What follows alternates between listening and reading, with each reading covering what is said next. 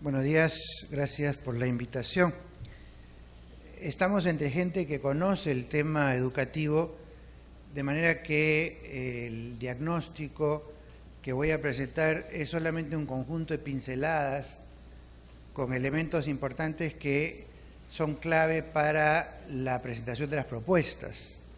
Y en la segunda parte voy a permitirme hacer algunas sugerencias, algunas propuestas, con la expectativa de que los representantes de distintos grupos políticos puedan encontrar en eso un estímulo para poder opinar, comentar, ampliar sus propias ideas.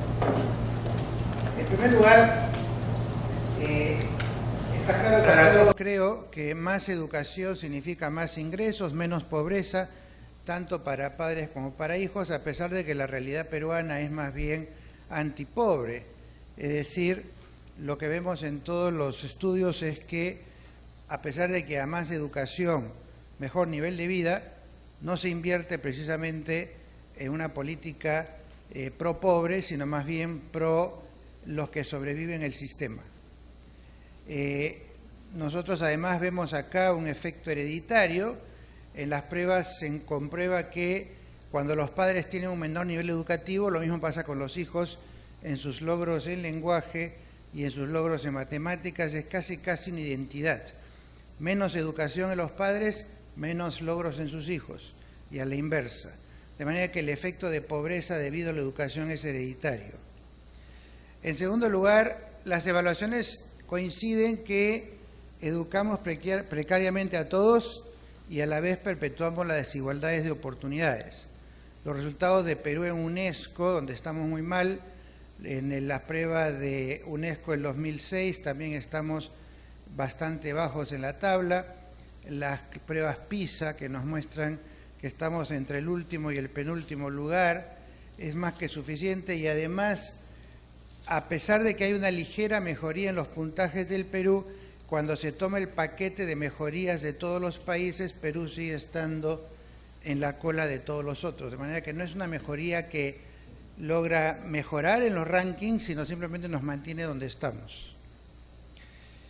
Y el problema es que, a pesar de que existe información contundente sobre nuestra realidad educativa, no hay una movilización social por la educación.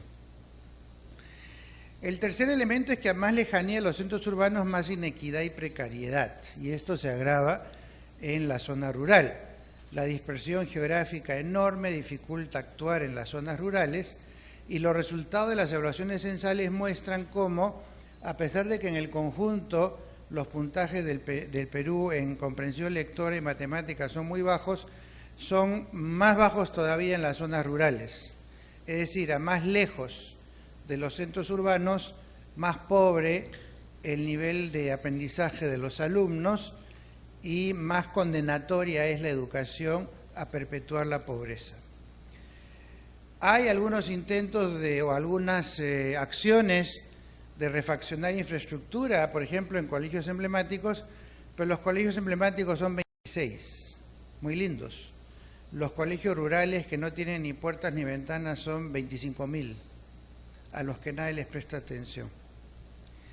Los colegios escogidos, por supuesto, para ser emblemáticos, están en las avenidas principales donde todo el mundo los puede ver y aplaudir y generar votos. Sin embargo, los colegios estos que no tienen a veces ni carpetas, están lejos de la visibilidad pública y por lo tanto no son un tema que genere mucha movilización político-electoral.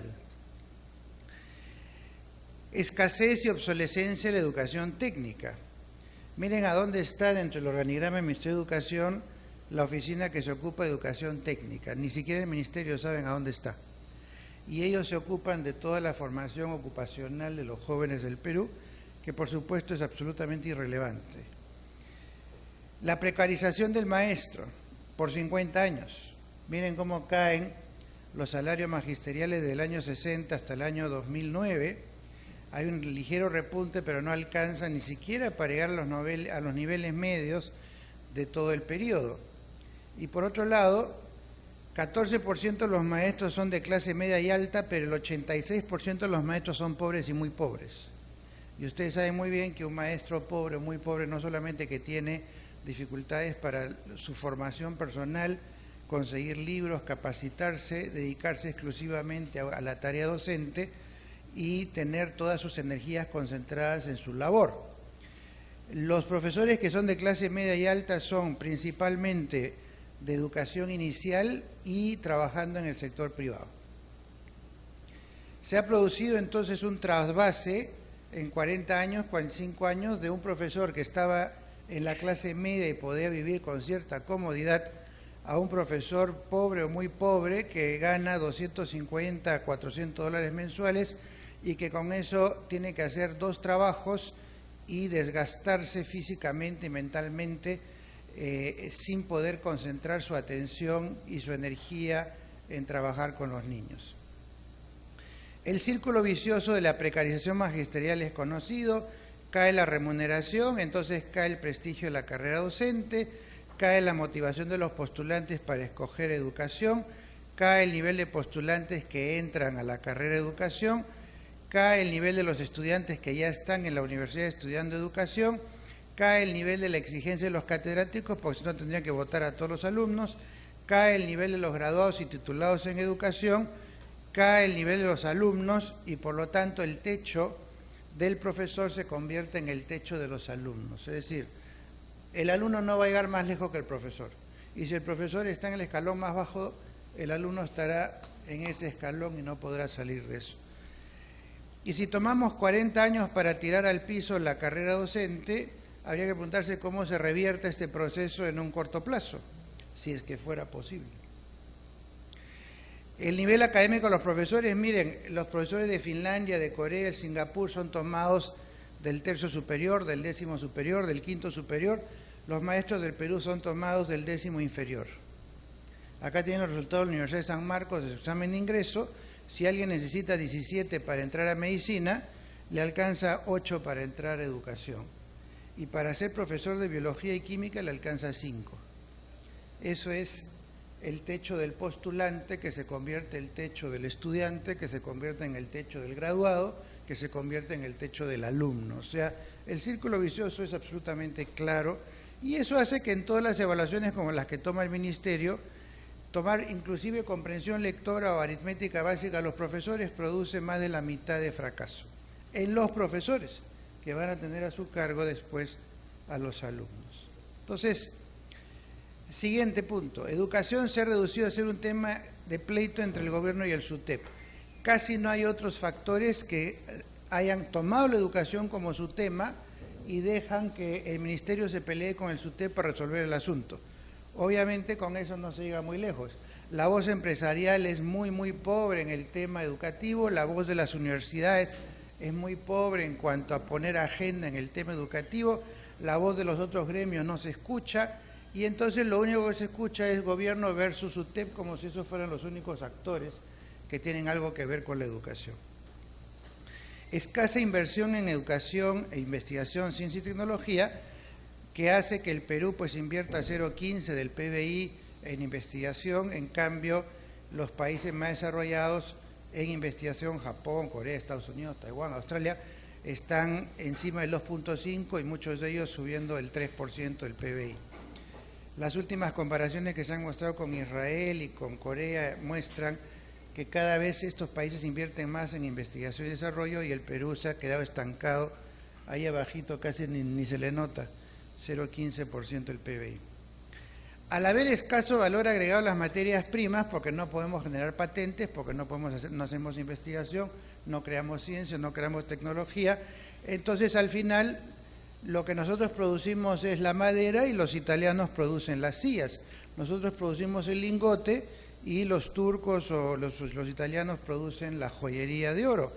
Y la exportación peruana, ustedes saben muy bien, 70 y tantos % tradicional, no da lugar a el valor agregado porque no hay la educación, ciencia y tecnología que lo pueda generar y colocar y nos convierte en exportadores de poderes primarios en muchísimos sectores, lo que hace que la caja fiscal recaude muy poco del impuesto que genera la materia prima, lo que da muy poco dinero para hospitales, para colegios, para carreteras, para sueldo de los maestros y demás. El Perú nos dicen que crece mucho y va a seguir creciendo como mucho, que hay un montón de dinero, que no saben en qué gastar el dinero, que el dinero regresa al tesoro público, pero no hay dinero para poner agua en los colegios, no hay dinero para plazas docentes, no hay dinero para educación física, deportes y arte, no hay dinero para investigación y tecnología.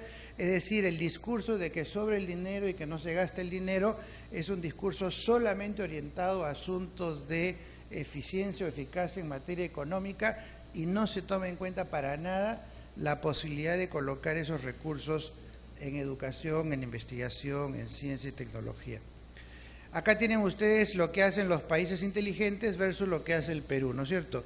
El Perú en los últimos 10 años bordea el 3% del PBI en educación y los otros países, miren, sobre la línea del 3%, todititos están encima en cuanto al PBI dedicado a educación.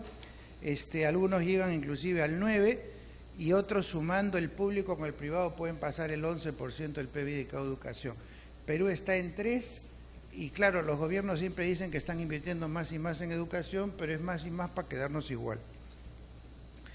Y finalmente, resulta que la política pro pobres debería implicar que se colocan más recursos en la infancia para que esté en condiciones después de defenderse conforme va creciendo. En el Perú se coloca más recursos en la universidad, después en la superior, después en la secundaria, después en la primaria, al final en la inicial y casi nada en la infancia.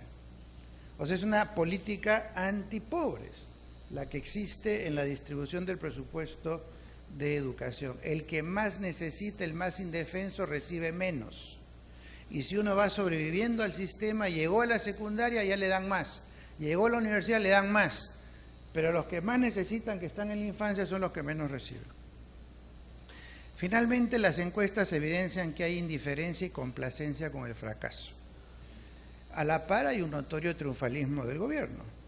Tienen ustedes, por ejemplo, una encuesta aplicada a la opinión pública, preguntándoles sobre la opinión que tienen sobre la educación peruana. 78% dice que es negativa, pero cuando le preguntan qué son las cosas que mejor hace el colegio, dice enseñar a leer, escribir y matemáticas. Y entonces uno dice, ¿qué relación hay entre decir que andamos mal, que hay pruebas internacionales que muestran que anda mal, y cuando le muestran cuando le preguntan a los padres y en qué estamos bien? Bueno, en matemáticas y lenguaje estamos más o menos, inclusive le ponen nota aprobatoria al sistema educativo.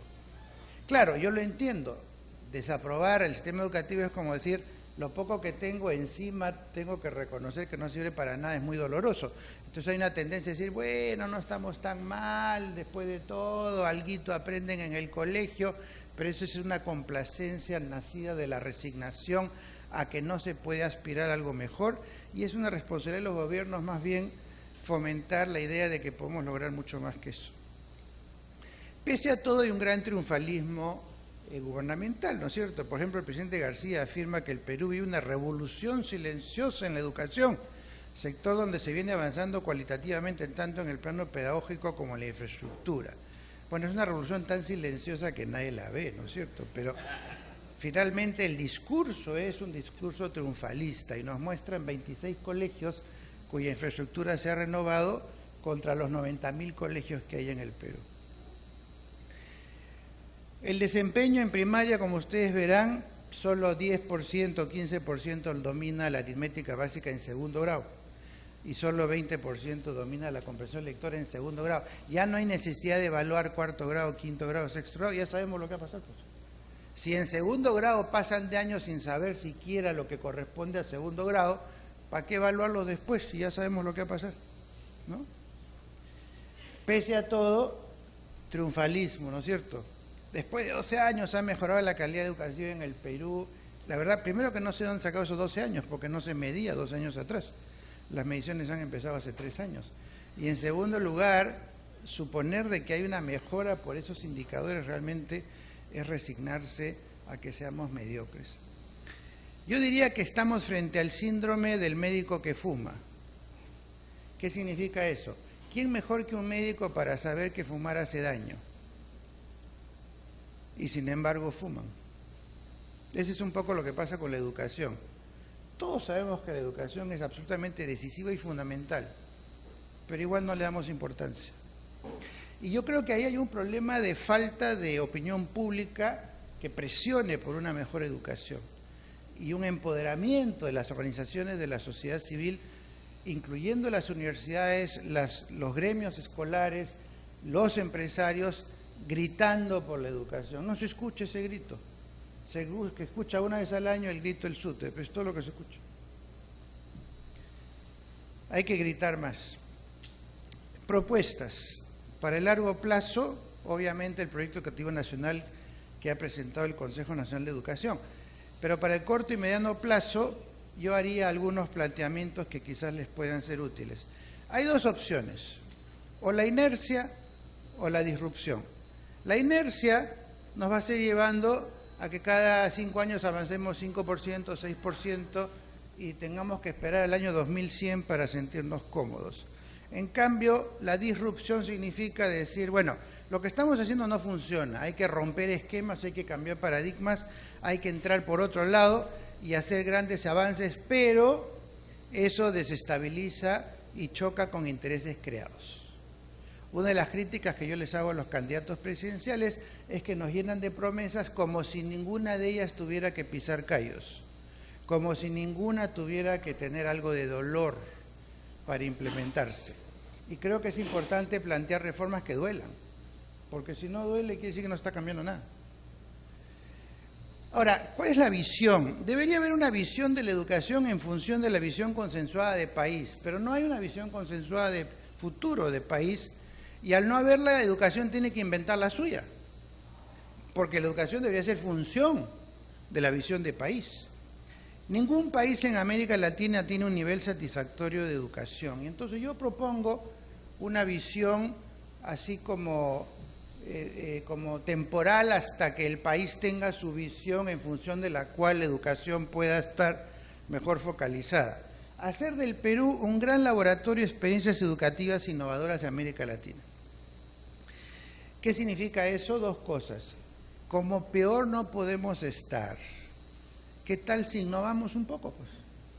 ¿Qué tal si probamos? O sea, ¿qué cosa puede pasar? Vamos a estar peor de lo que estamos. Atrevámonos a innovar, atrevámonos a hacer cosas diferentes. Y yo sugeriría algunas de ellas, quizás puedan serles relevantes. Primero, reconocer que tenemos que trabajar en dos frentes. Tenemos que levantar el piso y tenemos que levantar el techo. No basta con que nuestro piso diga, tenemos 2 millones de alfabetos, vamos a alfabetizarlos. ¿Y el resto qué? También tenemos que tener una estrategia a la par de decir, nuestros mejores institutos, universidades, etcétera, andar del primer mundo. Entonces, a la par que levantamos el piso, tenemos que levantar el techo también y entrarle por los dos lados a las estrategias educativas. En pocas palabras, levantar el piso y cumplir la promesa del siglo XX y levantar el techo para ser competitivos en el XXI. Tenemos que trabajar en 2 siglos a la vez. ¿Qué hacer de inmediato? En cuanto a levantar el piso, algunas estrategias inmediatas muy sencillas que pueden ayudar muchísimo. Primero, descarte de audiovisual para niños preescolares. 20% de los niños del Perú que fracasan en la escuela tienen problemas porque no oyen bien o no ven bien, eso es todo. No son problemas de intelectuales, simplemente no se han dado cuenta que no ven. No les han chequeado la vista, no les han chequeado el oído para ver si escuchan. Eso tiene un costo bajísimo y puede resolver en muchos alumnos sus primeros problemas de comprensión para el aprendizaje. En segundo lugar, cambiar el concepto de financiamiento, sobre todo en las escuelas unidocentes y rurales, para que haya un planteamiento de que el Estado financia al alumno, no al profesor ni al colegio. En otras palabras, si en una comunidad hay 100 alumnos, esos 100 alumnos tienen derecho a X presupuesto y ese presupuesto va a la comunidad para que la comunidad maneje su educación y busque sus profesores y mantenga sus colegios.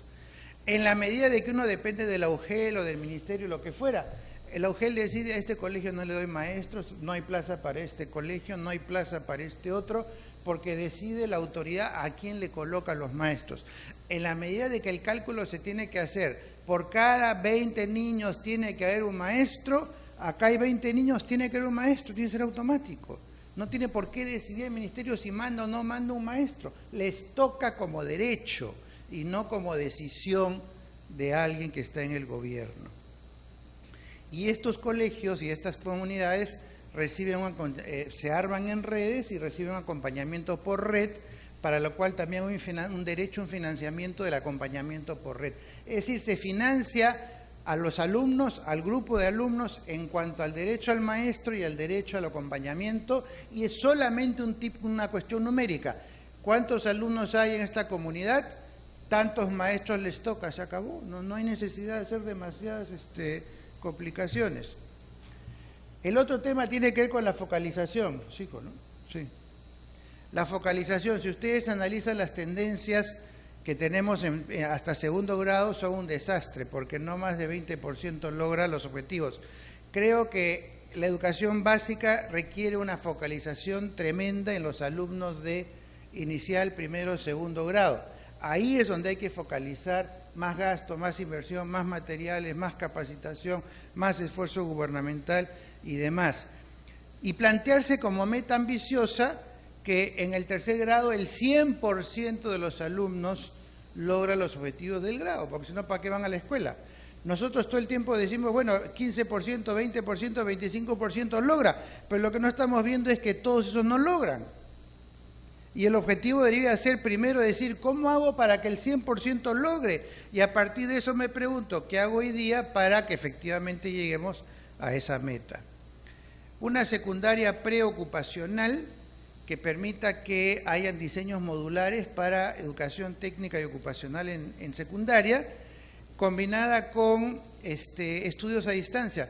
Los jóvenes que pueden estudiar por su cuenta matemática, química, física, utilizando programas online, deberían tener la posibilidad de hacerlo sin tener que depender de que el profesor sepa o no sepa estas materias. La educación para salidas laborales y técnicas creo que es un consenso ya hoy en día, y yo lo que plantearía sería trasladar la oficina que se ocupa de la educación, ocupación técnica, ocupacional del Ministerio de Educación al Ministerio de Producción, y que en el directorio esté los empresarios y representantes del Estado más que la gente del Ministerio de Educación. La gente del Ministerio de Educación no sabe cómo se hace educación técnica y ocupacional y no tiene tampoco por qué saber. Lo que ellos tienen que saber es que si el alumno tiene que tener 4 horas de educación ocupacional, vienen certificados del Ministerio de Producción. ¿Por qué tiene que hacerlo el Ministerio de Educación? Una vanguardia docente para elevar la calidad de la educación básica, escoger el 5% superior de los maestros del Perú, los de mejor desempeño en aula, traerlos un año a darles una formación de alto nivel, hacer una generación de 5.000 superprofesores del Perú y a esos regarlos por todo el Perú para que sean ellos los que hagan el efecto de reciclamiento en cascada por todo el país. El sistema de capacitación que tenemos hoy sirve para muy poco. Ingresos masivos a la carrera pública magisterial. ¿Qué sentido tiene que en el Perú existan 200.000 maestros titulados, nombrados, con alumnos a su cargo, pero el ministerio le dice, ustedes no son aptos para estar en la carrera magisterial? Es una locura. Lo sensato sería decir, todos los profesores entran al primer nivel de la carrera magisterial y a partir de ahí se les evalúa para ver quién sube, quién baja y quién se queda. Convalidar la educación técnica con la educación universitaria de tal manera que se pueda transitar de una a otra. Y por supuesto el mayor gasto público en educación, que fue lo que mencioné como uno de los temas principales del presupuesto que genera la posibilidad de hacer todas estas cosas, ¿no? Y finalmente, con respecto a la vanguardia, me quedan 2 minutos, ¿no es cierto? Según mi reloj, por lo menos. Con respecto a levantar el techo, yo hablaría de crear programas pilotos innovadores de vanguardia a nivel de colegios e institutos que regeneren el sistema educativo. Miren, si ustedes analizan resultados de PISA, van a encontrar que los países más desarrollados son los que tienen la mayor cantidad de alumnos en el 5º superior o el 10º superior. En cambio, los que están abajo no tienen casi una vanguardia. Lo que hay que hacer es un corrimiento para arriba, disminuir los de abajo y agregar los de arriba. Hay que hacer las dos cosas a la vez.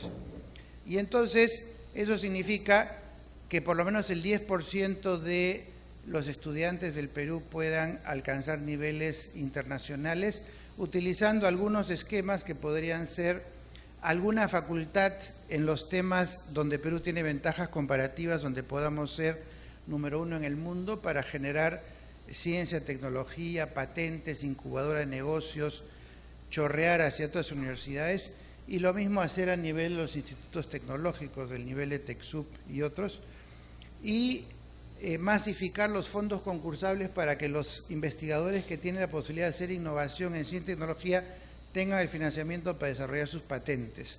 Y siempre tener presente la pregunta en qué podemos ser número 1 en el mundo, y a eso ponerle recursos. Creo que si el Perú se convierte en un gran laboratorio de experiencias educativas y de integración con polo de desarrollo de ciencia, tecnología, educación y empresa, podemos tener un país mucho más educado y mucho menos pobres. Gracias.